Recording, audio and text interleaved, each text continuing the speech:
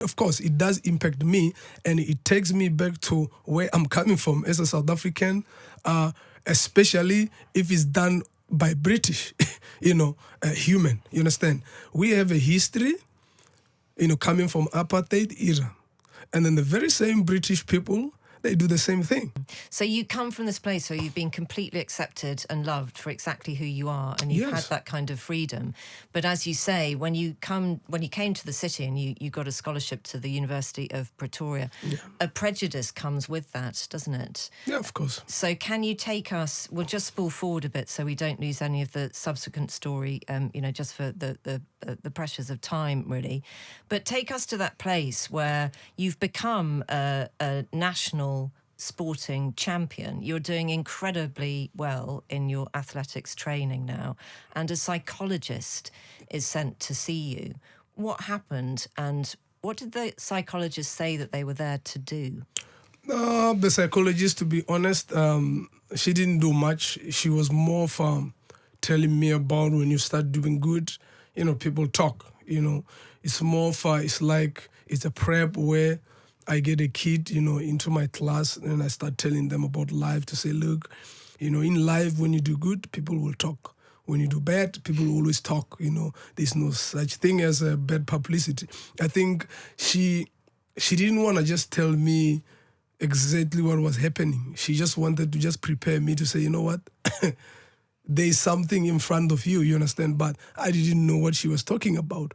And for me, moving from that place, getting into this other part where I meet this doctor, and then he started telling me exactly what's happening. I'm like, but this lady could have just told me, you know what, this is what's happening. She could have just protected me from it, just to give me options. If I don't want to go through it, don't go through it. If you want to go through it, go through it. Obviously, it was my choice, not anyone's choice.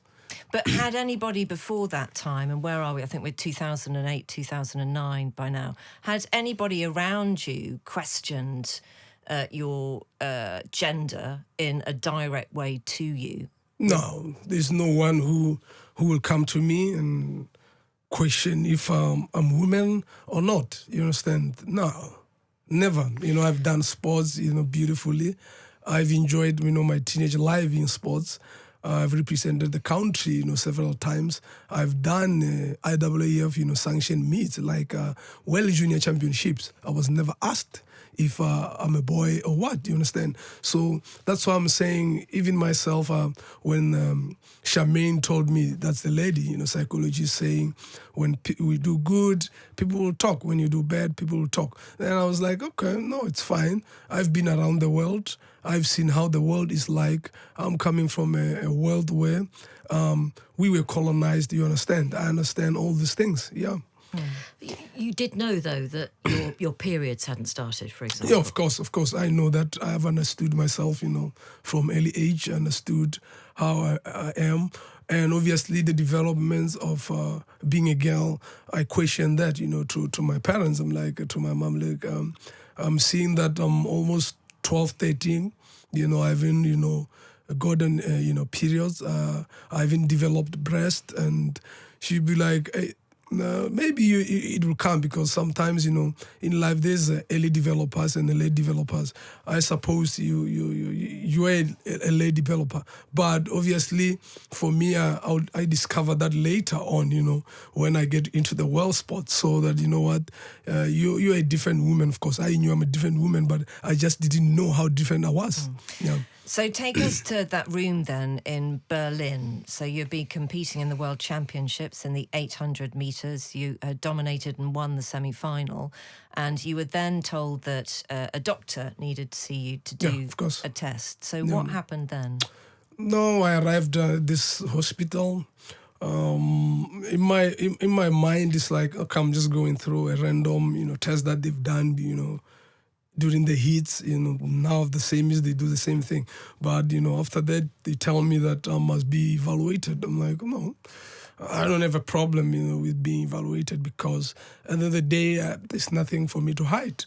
And I got into the room, and then obviously they start, evaluating me. And then, but, there comes a part where they come with, their instrument, whatever objects that they want to use. Be like, I ask them, what are you going to use that for? What are you going to do with that? Because if you have done the sonography, that to me, it don't look right to me. You so understand? they wanted to do an internal examination. Yeah, they wanted to do internal, inspections. I'm like, you're not going to do that. I'm not going to let anyone violate me to that extent. I know my right. I might be young. I'm not stupid. But that angle, Did you you're have not going to do anyone that. in that room with you? No. It was You were those two just you? doctors. Right. It was those two doctors. One was a male, one was a female. You understand? And I'm like, the only way for you to do that, you're going to go behind. You understand? Because no freaking way you're going to do that to me. Because, look, I love myself. I respect myself to an extent where I do things, with my consent. But if you're going to do that, no. We're gonna fight then.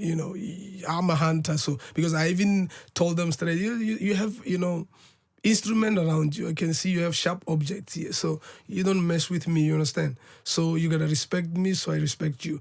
And it was that awkward moment where I could see that they look at each other, they start speaking English. I said, oh, now you speak English. All this time you've been speaking your German, talking. I couldn't even understand what you were saying, you understand? And that's where, I started realizing that, people in life, they can go extent to make sure that you don't belong. They make you feel you're not welcome. They make sure that you hate the sport that you're doing. But with me, I think I already knew, what I was getting into. I had to do what I had to do, to survive, that situation. To say, you know what, I'm here to run. I'm going to do what I'm here to do. So they do the examination, and this will go out at about 3:30 in the afternoon, so there's not a huge amount that, I don't know how to phrase this really. They do the examination, but it's not a vaginally penetrative examination. But what they find is that you have internal testes within your body. Yeah, gonads, if you may say that. Yes. Yeah, the real term. That's Yeah. what they use. So, Yeah. Gasta, did they just say that at the time to you? How did they impart to you such an important thing about your body? No, for me, remember, I'm 18 years of age. I don't really care about people publicizing anything about me. To me, it don't really matter. You have to understand, for me, I'm here to compete. If you're going to be trying to use any kind of strategies to diminish me, to try to shame me, it will not work, because at the end of the day, I left South Africa. It's like 10 hours flight. I'm not going to waste my energy on negativity, you understand? And for me, I realized that they've done that the day of the final, because when I got to the track, I could see, there's something going on. I can see, people are looking at me, I'm like, wow, what's going on? And you look at the people that you're going to compete with, they're going to treat you like that. You understand? They look at you like, I don't know if they fear you or they're scared or they're seeing a ghost. You understand? But for me, I'll say, look, I can't say there was a feeling there, because there was no feeling. You understand? For me, my importance laid on only competition. I've qualified for the final. I'm here to run the final. Whatever happens, happens. You understand? And even when the president of our federation, sent the vice, president to me to say, go talk to her, maybe try to get sense into her mind. But then I only had a question to them, say, look, I did not come this far to fail. I did not come this far to fail my nation, my country. I'm going to compete. It's your choice if you're going to support me or you're going to withdraw from, being as a council members to fight the battle. And it came to our mind to say, you know what, we're going to fight, because they failed me anyway from the beginning to say, they were supposed to just tell me from day one to say, look, these are your gender tests, or people are saying, they're questioning you, they want to, you to go for gender test, and I'll decide, and I'll call my parents if I should go with it or not, you understand? But they did not do that. They got to clean up their mess. They got to fight for it, for me. And I told them, if I'm going to stop, then IAA have to come and drag me off the track. Yeah. So the IAAF, as it was then, do you believe that they deliberately released the Yes. results about Yeah, your tests? it was deliberate because they thought by leaking the results, then I'll know, and then I'll not want to run because, I'll be ashamed to go there. I'm just new, I'm just young, be scared to run or anything. No, such thing don't scare me. Was there any moment when, having realised that you are DSD, this is your body, this is what your body is, that you are different from other people on the track because of the level of testosterone that accompanies DSD? No, you don't. I never felt like I'm different from them. As much as I understood that this is just a condition that I'm born with. I believe that each and every individual has their own condition, that they are born with, you understand? The difference that it makes is that I just have, a disorder in my body. So that's the only difference I have. And when I look into it, I'm like, okay, if these guys are saying I have unfair advantage. So if I have unfair advantage, why am I still running same time as they run? Why are they still keeping up with the pace that I run? You understand? For me, if I had unfair advantage, I'll be running, 141, just like any other man, you understand? Because as much as they say I'm born a man runs men's times, not run women's time, you understand? So this is competition. They have to, But is there a physiological difference in that your body, when it went through puberty, may have changed in a different way that does give you more advantage? So that's about lean muscle mass, isn't it? And cardiovascular capacity and those things. No, I've never discovered any of such because for me, the only time you change, that's when you train, you understand? Each and every individual develop all those changes through training. So I've never discovered such because when I started doing, physical training, when I started doing proper, programs into that, because in the villages, I have never followed any, program that, makes me feel like I'm working hard, you understand? I was just doing enough because I have no knowledge of anything. But getting into the university, starting to train hard, that's when I start developing muscles because I do high intensity program. And even when I do sports physiology, I start understanding that when you start doing high intense program, when you start lifting weights, that's when you start developing muscle. You do not develop muscle because of you have high testosterone level. No, there are men who have no muscle. There are women with no muscle. There are women with muscle, you understand? The body, they just varies, they differs based on, the high intensity program that you do. Yeah. You understand? Yeah. So the athletics world wouldn't see it like that, would they? So you came to an agreement in order to be able to carry on running that you would reduce your testosterone through taking the contraceptive pill. Now, millions of women across the world taking the contraceptive pill will have sympathy with what you then found, which is it can make you feel terrible, can't it? Yeah, of course. But remember, with that situation, it was our option. It was not RWAF's choice or any option coming from them. They wanted us to do a surgery, you understand? So you don't run at all. Can you be specific about what kind of surgery they wanted? I really didn't know because I didn't really bother about asking, because when my legal team mentioned surgery, I was like, no, I don't even want to know. But there must be other option. You understand? But only to know that now it will be a gonades, removal or something like that. You understand? Which is, I'll never do that. I'm happy with my body. If it's not the case that I'm not gonna run, then I'll let it be. You understand? Because I'm not going to alter my body, for someone to validate me into competition or someone to accept me. You understand? As much as I accept myself for who I am, I'm fine. And for me, I told them, look, there must be other option. And then my gynecologist, came up with the option to say, look, Cass, this is the other option, but it's not good for your body because it's not designed for that. You understand? And I'm like, what, taking the pill? Taking the pill. And I was like, look, for me, with the desperation of running, I've just ran one championship.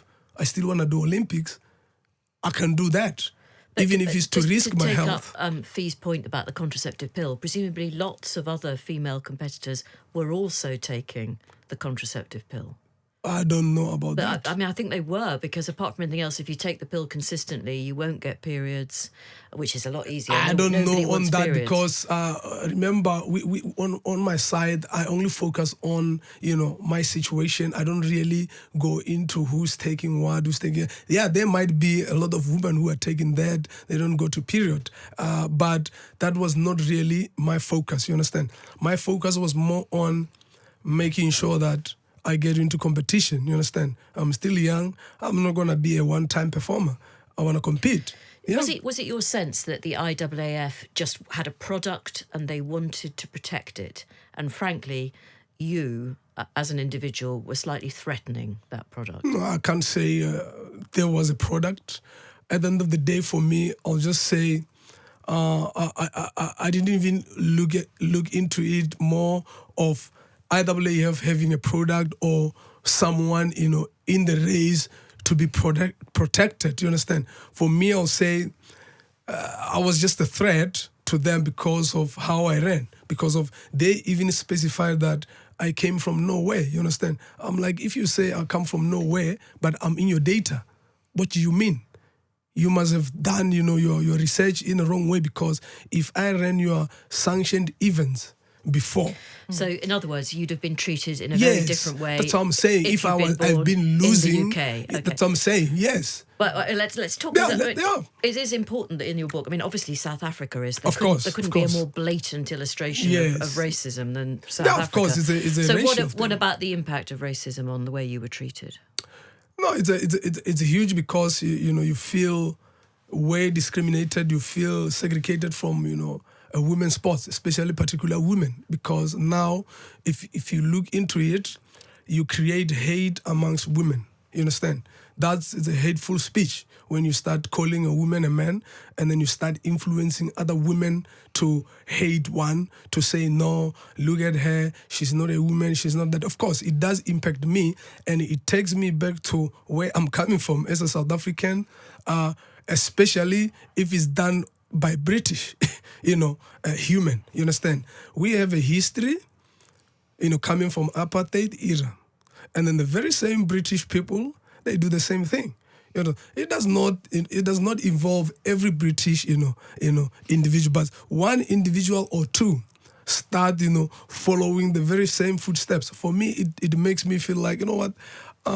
If you're gonna treat me like that, why don't you just tell me that you don't want me into sports? Just tell me straight, like, look, Caster Semenya, we don't want you and your companion that are coming from Africa, we don't want you to do sports. Because of clearly this situation affects most of African women and Asian, you understand?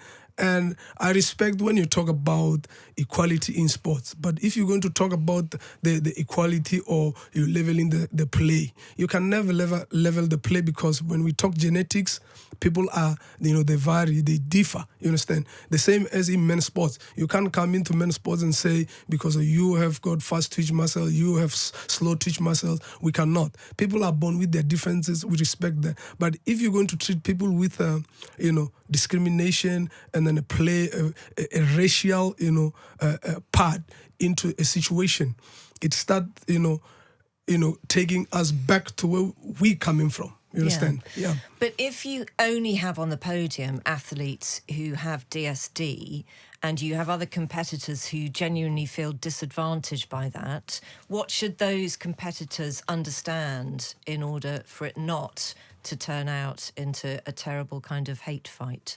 But I think they need to understand that it's not that person's fault that they are born like that, as much as everyone has their own differences.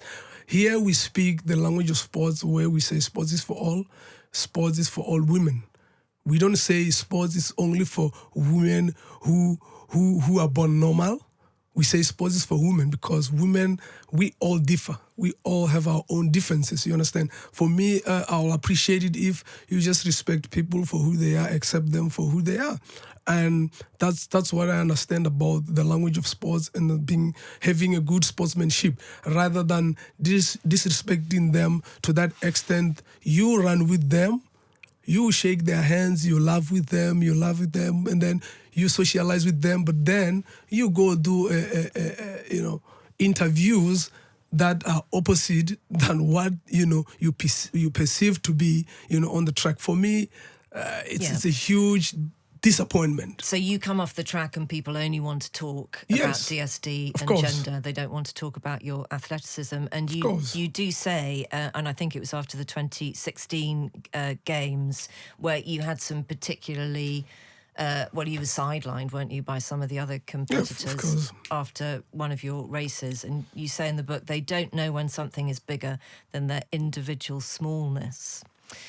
But I would just ask you, we will have people listening, Castor, and you know this, who will have listened to absolutely everything that you've said and the way that you've talked about where you come from, what you've achieved, and they will still be thinking, she doesn't have the right to compete in female sport. And I wonder, I know it shouldn't be on you to change everybody's mind, but you've written this book and I know that you want to. So what's the thing that you can say that would change that perception and that mind? I think for me, it's only a very simple thing. I don't have to change someone's mind. And I still repeat that I need no validation, to no one, to feel accepted or anything. But one thing I can say to each and every individual who's listening is that in life, we're living a temporary life.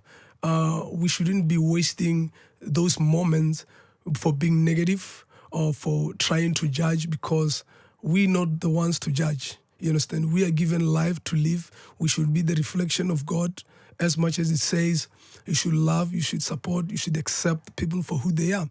They don't need to change their mind. I don't expect them to do that. I just want to make them aware of those differences in life, to say we accept you for who you are. It does not matter the color of your skin, where you're coming from, how you look like, how you're born. The mere fact that you're a human, you are a woman or you're a man, of course, that's what I want them to hear. Yeah. I know that you don't think that you have any relevance from your own personal experience that you could use in the trans athletes debate, but people want to conflate those two things all the time, don't they? Yeah. No, I think that those are two different situations where you look into our situation with DSD. We are women who are born with differences, sexual differences. And then, but when we talk about the trans, gender issue, it's where you come from, the gender you're born with, transitioning to another gender, which is, I have no hate about it. I love them. I love them for who they are. But obviously, I don't regulate the sports, but I sympathize with them. And for me, I don't really have a problem with them competing. So I think we just have to draw a line in terms of how we address people with respect. I think that comes first, where we say human rights come first. If each and every individual can be treated with that, I think we'll have a same line and sit down and discuss these situations to see how we move forward in terms of, the diverse inclusivity. Yeah. But isn't it unfair? I mean, you're a hugely successful competitor. You enter a race to win. So isn't it unfair for a person who's been assigned a woman at birth and has run as a woman all of their life to be competing against somebody who did have a testosterone advantage through a male body when they were young? Those are difficult things, aren't they? I can't say anything about fairness and unfairness, because for me it would be biased if I comment on a situation like this.